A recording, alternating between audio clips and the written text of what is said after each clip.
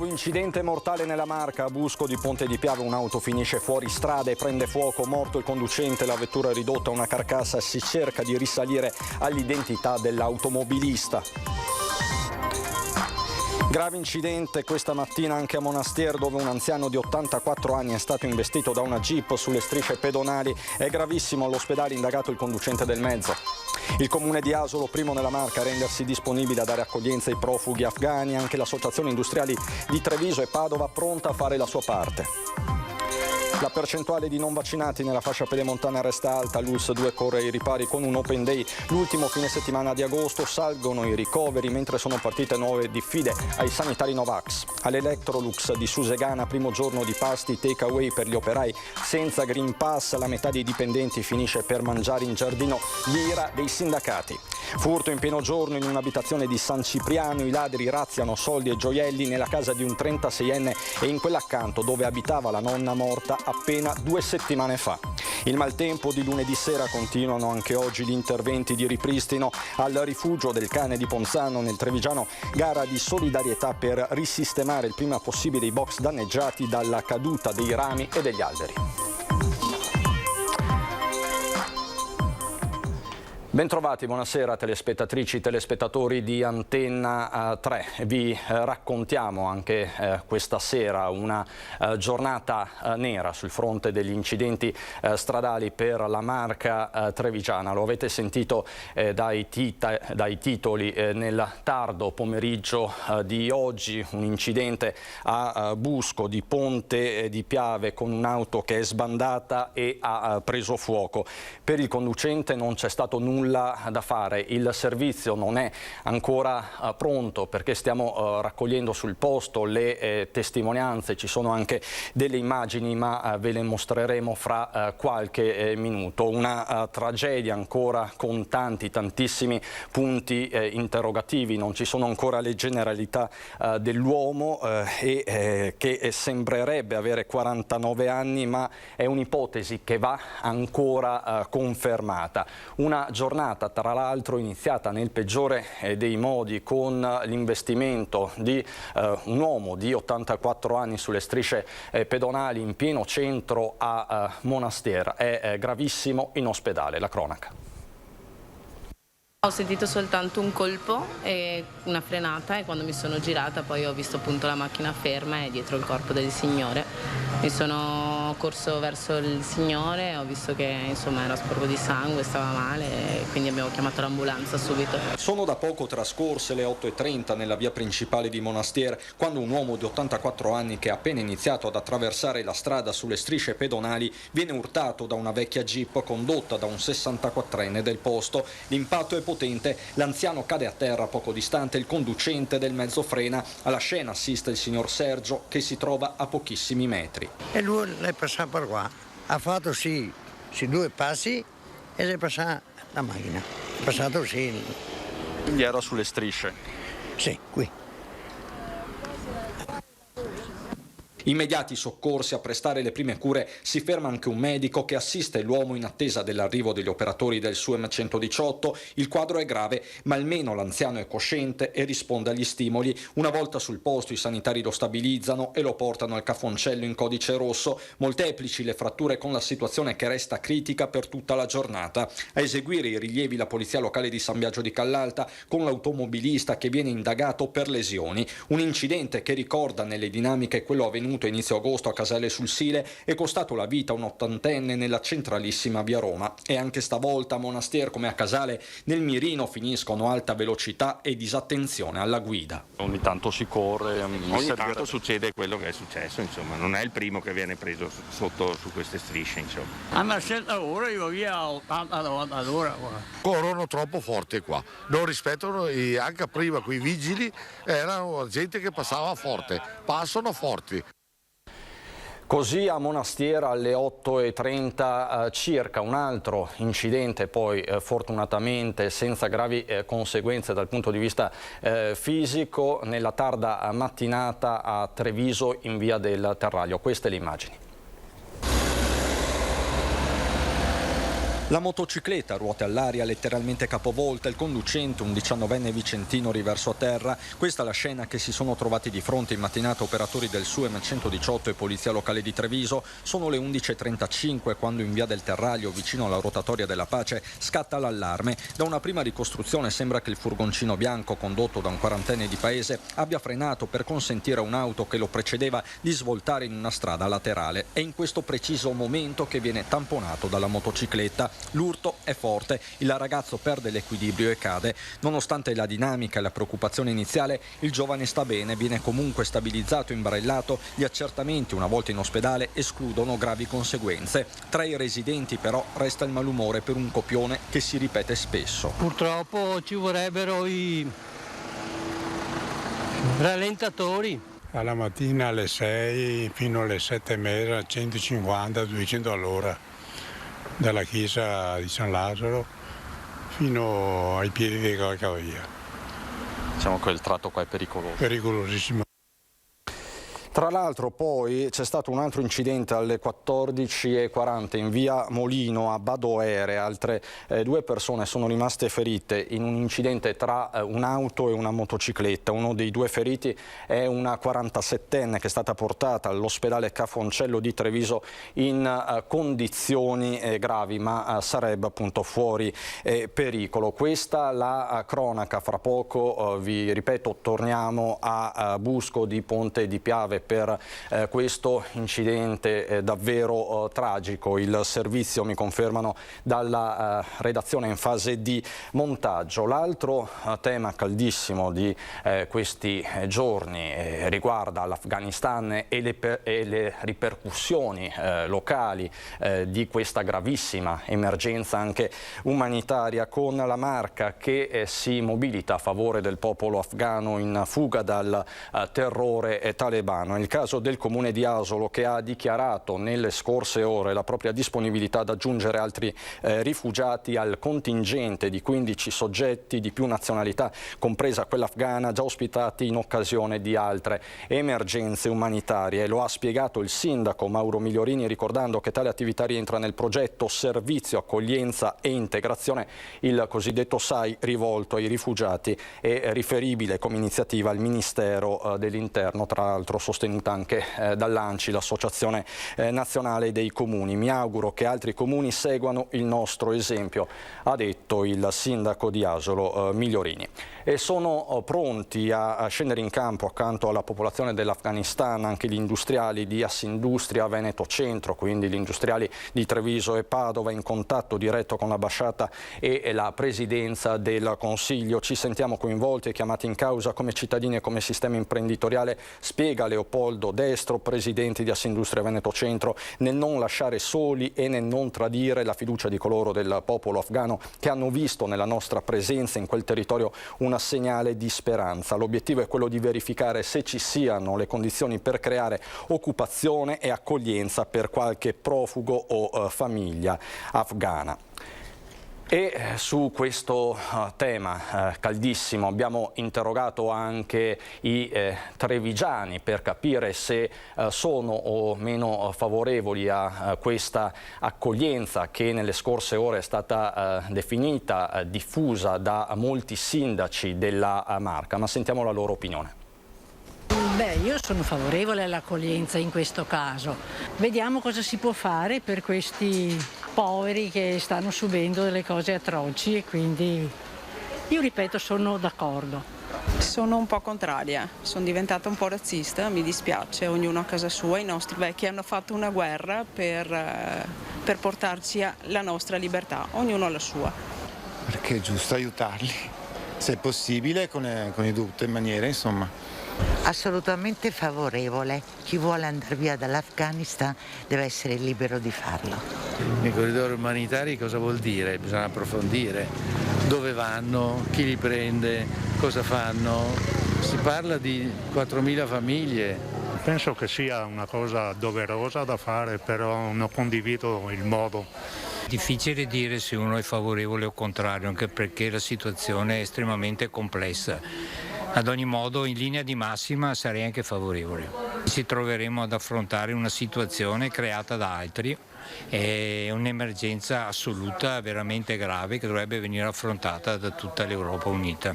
Assolutamente favorevole, non credo che ci sia nulla da eccepire, soprattutto per le persone che stanno soffrendo in questo modo in Afghanistan. Sono persone in cerca d'aiuto, fuggono da quella che diventerà una guerra, quindi sì, aiutiamoli, non so perché non l'abbiamo ancora fatto, ecco. No, sono molto favorevole, bisogna aiutare quella gente che è sempre in difficoltà e non si capisce negli ultimi 20 anni quali siano state le conseguenze di questa guerra, cosa abbiamo ottenuto sia in termini di denaro che in termini di vite umane. Questa quindi è l'opinione dei trevigiani, ma andiamo subito a Busco di Ponte di Piave, pronto il servizio relativo all'incidente che si è verificato nel pomeriggio. Vediamo. Non c'è stato scampo per l'automobilista che questo pomeriggio intorno alle 16 è finito fuori strada con la sua auto lungo Viale della Vittoria a Busco di Ponte di Piave. È rimasto incastrato nella vettura uscita dalla strada provinciale che subito dopo ha preso fuoco. La chiamata ai soccorsi è stata immediata, ma per il conducente non c'era più nulla da fare. L'elisoccorso decollato dall'ospedale di Treviso è rientrato vuoto. I vigili del fuoco hanno spento le fiamme e messo in sicurezza l'area. Si sta ricostruendo adesso la dinamica e quindi non ci sono ancora né nomi né altro. Attendiamo di avere le notizie più corrette proprio per dare delle informazioni corrette rispetto anche a una persona che ancora non è stata identificata. Un rogo che ha divorato ogni cosa, rendendo complesse le operazioni di riconoscimento tanto del mezzo quanto della persona alla guida, che sono tuttora in corso. I difficili rilievi sono affidati agli agenti della Polizia Stradale intervenuti insieme alla Polizia Locale di Ponte di Piave. Questa la cronaca, quello che sappiamo al momento, riferita dalla nostra Lina Paronetto. Ovviamente per qualsiasi aggiornamento siamo in diretta come sempre, e c'è un altro aggiornamento di cui vi dobbiamo dare conto, perché subito dopo questo incidente c'è stato un altro allarme a Santa Lucia di Piave, in via Risorgimento, dove si è verificata una fuga di GPL con il proprietario di casa che ha riportato serie ustioni. È all'ospedale, i pompieri riferiscono di una esplosione grave e sul posto si sta recando il nostro Lucio Zanato. Anche qui ovviamente vi terremo aggiornati. C'è poi la cronaca sindacale, con il primo giorno di mensa differenziata dal Green Pass negli stabilimenti dell'Electrolux di Susegana. La metà circa dei lavoratori ha ricevuto per pranzo dei panini che hanno consumato in giardino. C'è da registrare l'ira dei sindacati. Ma hanno introdotto il Green Pass da oggi? Sì, certo. Sì, quindi ve lo chiedevano all'ingresso? Sì. E chi non ce l'aveva cosa fa? Non mangia fuori panino, portano panino in pranzo. È partita così oggi la mensa differenziata all'Electrolux di Susegana. All'interno questo cartello distingue perfettamente il percorso per chi non esibisce il Green Pass con pranzo al sacco da chi invece ha usufruito regolarmente della mensa con qualche inghippo, come nella vicina sede di Porcia. Mieti a mangiare panini col Green Pass che non se lo legge. Una barzelletta. E anche Daniele. A Susegana i lavoratori senza Green Pass hanno pranzato all'esterno. Non ho il Green Pass e non sono vaccinato. E quindi hai dovuto mangiare fuori? Sì, ho mangiato fuori 2 panini fatti, fuori così, sulle panchine. Per questo in un comunicato i lavoratori denunciano i pasti in giardino una grave violazione delle norme igienico-sanitarie, chiedendo alla dirigenza di posticipare l'applicazione delle nuove regole in attesa di un pronunciamento definitivo da parte del governo. Cosa pensate del fatto che comunque dentro il mese dovete mangiare divisi e poi dentro in fabbrica siete tutti insieme, secondo voi? Sì, è un po' un controsenso. Sembra un po' rivista. Sì. Ci sono tante persone che hanno dovuto pranzare fuori. Sì, credo che fossimo la metà dentro oggi. Metà dentro, metà fuori. Sì. E ci sono anche le novità di giornata sul fronte della lotta al Covid, con l'ULSS 2 che nella fascia pedemontana corre ai ripari con un open day dedicato ai tanti cittadini che ancora non sono vaccinati. Si terrà il 28 e il 29 di agosto, mentre salgono i ricoveri di soggetti non vaccinati, e sono partite proprio nella giornata di oggi nuove diffide agli operatori Novax.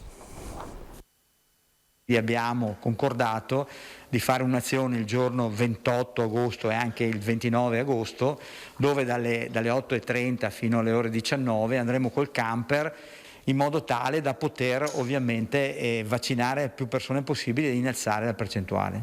Sarà allestito in piazza Paderno del Grappa, davanti al municipio, il primo Vax Point mobile dell'area pedemontana. L'obiettivo concordato con il sindaco Annalisa Rampin è quello di abbattere la forte percentuale di cittadini non vaccinati presenti sul territorio, attorno al 40%, 10 punti in più della media provinciale. Per questo la giornata sarà d'accesso diretto e dedicata a tutte le fasce d'età, e non sarà l'unica. Abbiamo deciso con la conferenza dei sindaci di andare a ricercare quelle aree, l'area pedemontana purtroppo è così, con anche la presenza evidentemente di popolazione Novax, di incrementare la percentuale di vaccinazione. Questo è l'obiettivo nei giorni in cui si registra un nuovo lieve aumento di ricoveri per Covid, 50 i pazienti negli ospedali della Marca, di questi 47 non vaccinati, 2 con prima dose. L'unico soggetto di 79 anni con ciclo vaccinale completato si trova in ospedale di comunità a Vittorio Veneto, 4 le persone in terapia intensiva al Cafoncello, di età compresa fra i 49 e i 66 anni, ricoverato in medicina a Vittorio Veneto anche un 27enne. L'assoluta maggioranza di questi ricoverati sono senza vaccinazione, non vaccinati, quindi questo dimostra che la vaccinazione funziona. L'altro fronte è quello di sanitari Novax, con la nuova tranche di diffide inviate in mattinata. 24 le lettere che vedono destinatari soprattutto tecnici di laboratorio, e nelle prossime ore ne partiranno altre, alla volta di 6 medici di famiglia e di 5 dottori impegnati nella Guardia Medica, ma sono ben 825 le posizioni al vaglio della commissione istituita dall'ULSS 2.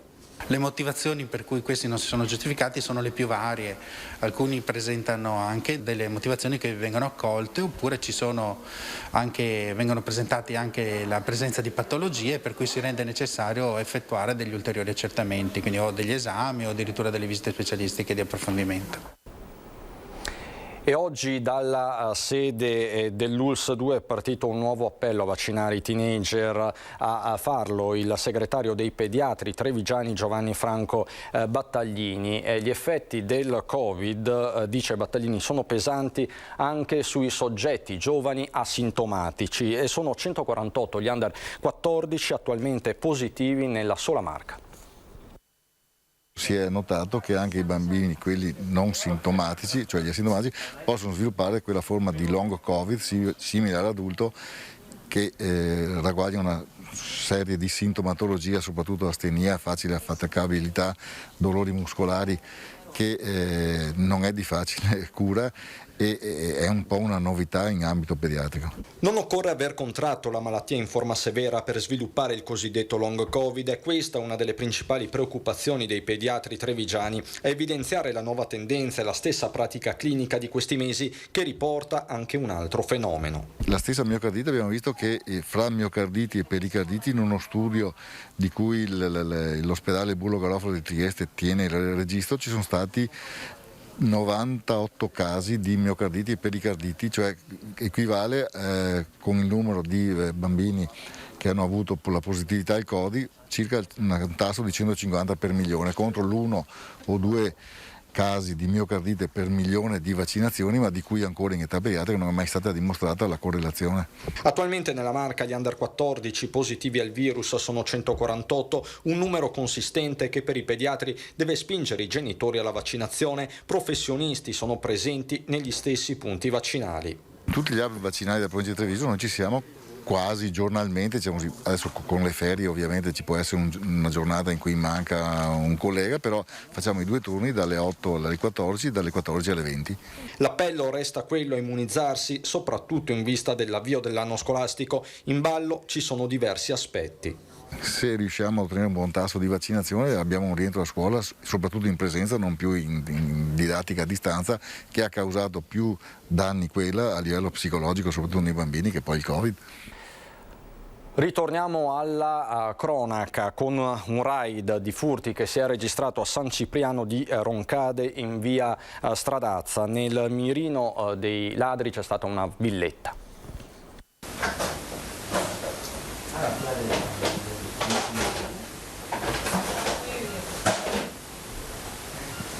Hanno divelto porte, finestre e poi sono entrati devastando ogni cosa. Un colpo messo a segno in pieno giorno a San Cipriano. Una banda che ha messo a soqquadro ogni stanza, ogni angolo. Un disastro, cioè un disastro. No, altro non ho da dire, purtroppo. Più che altro i suoi ricordi familiari di una volta, che anche quelli sono spariti. I ladri hanno atteso che il proprietario fosse uscito per andare a lavoro. Un furto studiato nei minimi dettagli. A lanciare l'allarme sono stati alcuni passanti. Sono arrivato a casa su chiamata di un passante che mi diceva: guarda che c'è una macchina strana fuori casa tua. Sono partito subito da lavoro, dove lavoro, e sono arrivato qua, ma ormai ho trovato tutto quanto sottosopra. Hanno fatto irruzioni in questa casa, ma anche nell'abitazione della nonna che è morta una settimana fa. Hanno rubato diversi monili in oro, un orologio, soldi in contanti. Dentro hanno lasciato un disastro, senza nessun rispetto per nulla e niente. Quando il proprietario è stato avvertito di movimenti sospetti vicino alla sua abitazione, ha subito allertato una sua amica. Al momento non c'era nessuno, ho chiamato una mia amica che gli ho detto: vai a dare un'occhiata. E lei è arrivata e li ha fatti scappare, tutto lì. Lei li ha fatti scappare, ormai avevano, penso, già fatto il loro lavoro, il loro operato. Sono passati 25 minuti dalla chiamata all'arrivo della giovane, 25 minuti in cui i ladri hanno razziato tutto. Sul posto per le indagini i carabinieri. Dopo il maltempo di lunedì sera il territorio è ancora ferito, così la situazione al rifugio del cane di Merlengo. Sono stati molti danni, soprattutto causati da alberi caduti non manutenzionati, che poi si sono riversati sulle cucce dei nostri cani e soprattutto nei box. Fortunatamente nessun cane si è fatto male e fortunatamente prontamente sia il sindaco che tantissimi volontari e amici dell'EMPA sono venuti ad aiutarci e a rimuovere tutto, a pulire, raccogliere foglie. Al rifugio del cane di Merlengo, gestito dall'EMPA, il forte vento di lunedì sera ha causato non pochi danni che ora vanno velocemente riparati. Il tam-tam ha subito fatto accorrere qui il comune, che è ente responsabile della struttura, i volontari, diversi operai, per tamponare nelle ore immediatamente seguenti l'emergenza che si è venuta a creare. Con la protezione civile avevamo liberato tutta la via che era stata occupata dagli alberi caduti, perché capivamo che all'indomani i volontari sarebbero arrivati. Abbiamo dato un'occhiata da fuori, ma pareva che la situazione non fosse così grave. In realtà poi il giorno seguente sono stato chiamato dalla responsabile. Il vento ha creato dei danni con gli alberi che sono caduti su alcune lotti dove ci sono dei cani che sono stati portati in altra parte. Si sono rotte le coperture, le reti ombreggianti, ma adesso un po' alla volta e sicuramente con l'aiuto di tutti gli altri comuni interverremo e risolveremo al più presto la situazione. I cani ricoverati nei box danneggiati sono stati spostati altrove. L'EMPA sui social ha lanciato un appello a chi volesse donare materiali o versare un contributo per far fronte alle spese impreviste che vanno affrontate. Il comune farà la sua parte, danni, dice il sindaco, di alcune migliaia di euro, ma il problema sono i tempi ristretti in cui bisogna intervenire. È più l'operatività di intervenire in tempi certi e ristretti, perché il sole comunque batte, fa caldo e gli animali soffrono. È chiaro che più l'amore che deve essere dato verso l'animale che merita rispetto, considerando che gli stessi vengono abbandonati dagli stessi uomini che ne hanno in cura fino a poco tempo prima. Era vicepresidente della Trevisani nel mondo il 73enne sottufficiale dell'esercito ucciso ieri ad Arborea in Sardegna, paese gemellato con Villorba. Ha suscitato stupore e cordoglio anche a Villorba l'omicidio in provincia di Oristano di Paolo Fonsatti, 73 anni, ex sottufficiale dell'esercito e vicepresidente dell'associazione Trevisani nel Mondo, ucciso a coltellate nella cittadina dove viveva, Arborea, nome noto in provincia di Treviso per essere la località della Sardegna con la quale è gemellato il comune di Villorba, e non a caso. Durante il fascismo diversi villorbesi andarono a bonificare e quindi abitare quelle aree paludose. Arborea è legata a Villorba da questo patto di amicizia, questo gemellaggio che abbiamo suggellato alcuni anni fa, e che comunque ci porta appunto a mantenere contatti costantemente. La notizia presa ieri di questo fatto tragico di cronaca comunque non ci lascia indifferenti. Sicuramente è venuto a Villorba in occasione del patto ufficiale di gemellaggio, allora sindaco Aureliana Scatolon, un fatto di cronaca nera che speriamo che venga chiarito velocemente per chiarire appunto come si sono svolti questi fatti. Le indagini stanno proseguendo, gli inquirenti stanno verificando la versione del nipote 55enne ferito a una mano. Ha raccontato di aver subito insieme allo zio una rapina in casa finita nel sangue, ma i fatti sono tutti da accertare e l'uomo è tuttora piantonato in ospedale dai carabinieri.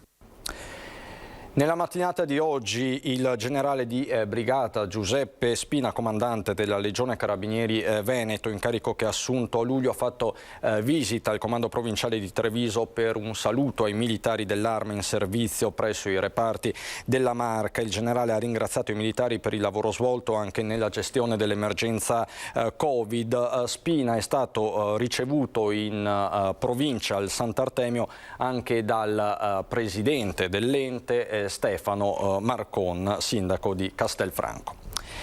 Continuare a guidare i camion è quello che chiede un uomo di 68 anni, trevigiano, che solo la legge italiana ha appiedato. Il suo racconto e la sua battaglia nel prossimo servizio. Chiedo la possibilità di decidere di poter continuare a lavorare. Silvano De Longhi non è un esodato o un cassaintegrato, ma semplicemente ha compiuto 68 anni, che per la legge italiana è la soglia invalicabile per la conduzione dei camion pesanti. Una limitazione che non esiste negli altri paesi europei. Qui la battaglia è tutta personale per cambiare la regola. Perché ho voglia di lavorare e decido io quando smettere. Ecco allora lettere, carte bollate e incontri che starebbero dando i primi frutti. Ci stiamo muovendo sia a livello di Commissione Europea Trasporti, sia a livello di Ministero Italiano e anche di Commissione Trasporti del Parlamento. Una questione di libertà quindi, ma anche di equità con il resto dell'Europa, dove tutto è regolato da controlli continui sia fisici che psicoattitudinali. Non è che sia una richiesta un po' troppo azzardata, soprattutto per chi guida il camion. Uno che ha 68 anni, ha guidato 44 anni il camion, non è come il qualsiasi pensionato che prende la vettura il sabato e la domenica. Tra l'altro nel più tipico stile italiano, come si dice, fatta la legge, trovato l'inganno. Un mio amico e collega, titolare dell'impresa, si è trasferito in Germania con la residenza, ha cambiato la patente e ha continuato per altri 10 anni fino a che ha deciso di smettere. E questo conclude amaramente Silvano De Longhi, constatando che il camionista non è più un mestiere per giovani. Quando la professione era attrattiva si prendevano dei bei soldi, adesso non vale più la pena e c'è un buco generazionale. Ma Silvano De Longhi va più in là, lanciando una provocazione alle nuove leve. Io non porto via il lavoro a nessuno, anzi se ci fosse qualcuno e mi dice mi stai portando via il lavoro, benissimo, allora facciamo una roba, tu vieni al mio posto, io ti cedo il mio posto, tu stai 3 anni, te lo cedo, se te ne vai dopo 2 mesi tu mi paghi lo stipendio a me. Insomma, ha lanciato il guanto della sfida. Adesso andiamo a Belluno.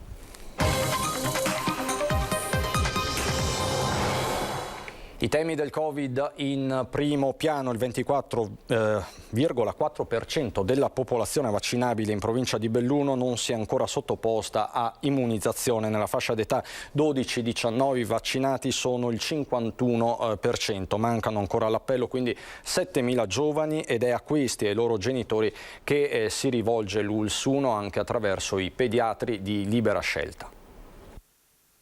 Noi chiamiamo i genitori e questa è una scelta che abbiamo fatto proprio perché crediamo che il contatto diretto possa in qualche modo instaurare un momento di colloquio in modo tale da poter convincere i genitori poi a vaccinare i propri ragazzi. È fondamentale vaccinare anche i più giovani, lo dice senza mezzi termini il dottor Risdonna in rappresentanza dei pediatri di Libera Scelta Bellunesi, perché le resistenze sono causate da timori ingiustificati derivanti più dall'infodemia che da tesi scientificamente provate. Più bambini sono più vaccinati e meno il virus girerà. Se noi non facciamo questo lavoro e che permettiamo al virus di continuare a circolare tra gli adolescenti, le mutazioni che inevitabilmente ci saranno nel futuro saranno comunque sempre più aggressive e cominceranno a creare problemi anche clinici anche ai bambini. A San Martino attualmente sono 8 i pazienti ricoverati, uno di questi in terapia intensiva, e fra i 7 in area subintensiva c'è un paziente 12enne, mentre è delle ultime ore il ricovero in pneumologia di un giovane di 30 anni non vaccinato. 19 di agosto dello scorso anno non avevamo nessuno ricoverato, oggi abbiamo 8 persone. L'altra differenza, il numero di positivi, l'anno scorso ne avevamo 4, oggi ne abbiamo 24. È evidente che il virus è ancora presente e quindi dobbiamo adottare tutte quelle misure, non soltanto mascherina, distanziamento e quant'altro, ma anche tutte le nuove difese che noi abbiamo. I numeri aiutano a capire che è il momento della responsabilità, ci sono ampi spazi di prenotazione dei vaccini anche ad accesso libero. Settembre-ottobre saranno mesi in cui riorganizzeremo i punti vaccinali ordinari, perché le prenotazioni sono più contenute, cercando di costruire squadre che possano appunto andare sul territorio d'intesa con le amministrazioni comunali e con i medici di famiglia del territorio per raggiungere anche perifericamente le persone che non hanno potuto accedere o ritenuto di accedere finora alla vaccinazione. Frattanto sono pronte 19.000 lettere che fissano l'appuntamento per la somministrazione del farmaco indirizzate agli over 50 e a una quota di soggetti guariti dal Covid che non hanno eseguito la vaccinazione di rinforzo. È stata annullata l'attesa mostra mercato di Santa Giustina prevista per il primo fine settimana di ottobre. L'amministrazione comunale ha preso questa decisione dopo un'attenta valutazione degli aspetti organizzativi alla luce della situazione Covid e nella speranza di poter mettere in moto la macchina organizzativa della mostra mercato. È l'evento più atteso dalla comunità per il 2022. La cronaca, fiamme alte ma per fortuna senza feriti nell'incendio che ha distrutto una baita in Val Visdende, in comune di Santo Stefano di Cadore. Il rogo è divampato nella notte per cause che i vigili del fuoco stanno cercando di individuare. La baita è andata completamente perduta e i danni si presumono molto rilevanti. Vaia purtroppo non è solo un ricordo, le sue conseguenze si avvertono ancora oggi, così a Gosaldo. A Gosaldo, nelle zone colpite dal maltempo del dicembre 2020, i danni sono ancora ben visibili e si sommano alle conseguenze di Vaia. Per questo motivo il sindaco, il presidente della provincia di Belluno e il consigliere delegato alla difesa del suolo hanno fatto un sopralluogo, il cui scopo lo spiega lo stesso primo cittadino. Per vedere le varie problematiche occorse all'ultima calamità di dicembre, per capire come procedere tutte le varie somme urgenze, e perché ne abbiamo veramente tante e oltre le somme urgenze abbiamo parlato della viabilità della SP3, il discorso della fibra sul nostro territorio e i vari servizi che siamo attualmente scoperti. Si sono così valutate le possibili strategie di intervento in un comune in cui, da Vaia in avanti, ogni evento meteo, un po' più forte del normale, ha provocato danni. In particolare si è discusso di viabilità, che a Gosaldo significa oltre 60 km di strade tra provinciali, comunali e secondarie, con la SP3 che in località Corde Mole sta cedendo in un tratto a causa di una frana storica, mentre a Rennes i 2 ponti crollati a dicembre sono stati sostituiti da una pista provvisoria che ha però bisogno di essere resa stabile, mentre la località di La Veder presenta ancora una linea elettrica a terra. tutti motivi per i quali si sta lavorando con Veneto Strade allo scopo di intervenire il più rapidamente possibile in tutte le situazioni di disagio.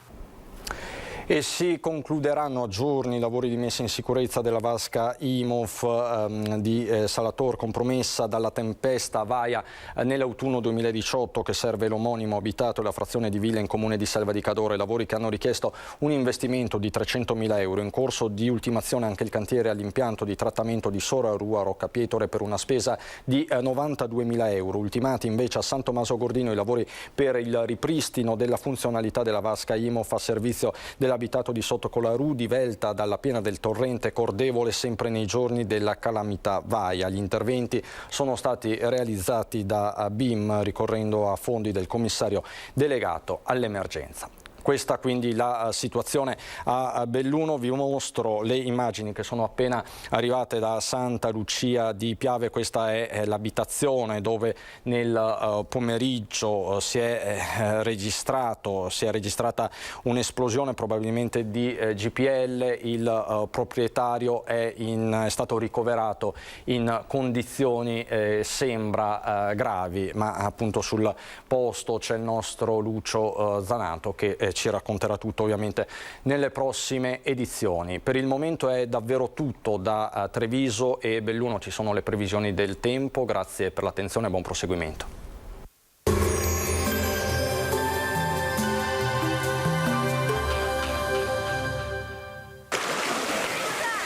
Villaggio San Francesco a Caorle, di Villa Giapasana Croazia, di Holiday.com. Sicuramente in vacanza.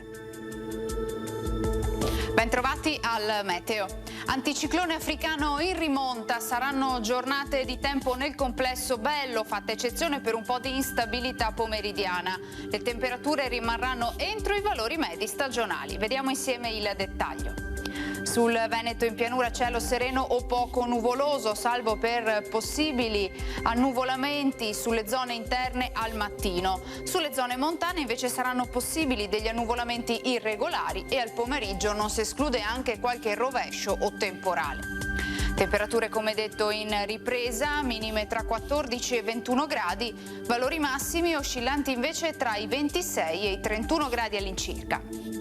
Ci spostiamo ora sul Friuli Venezia Giulia, anche qui prevale il bel tempo soleggiato, non sono previste precipitazioni, il cielo sarà poco nuvoloso.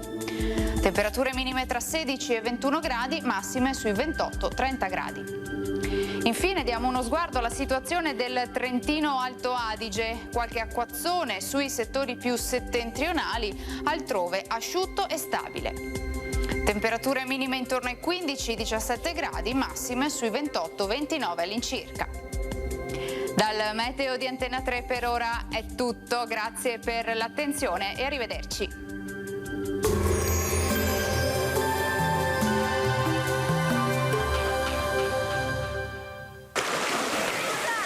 Villaggio San Francesco a Caorle, di Villa Giapasana Croazia, di Holiday.com. Sicuramente in vacanza.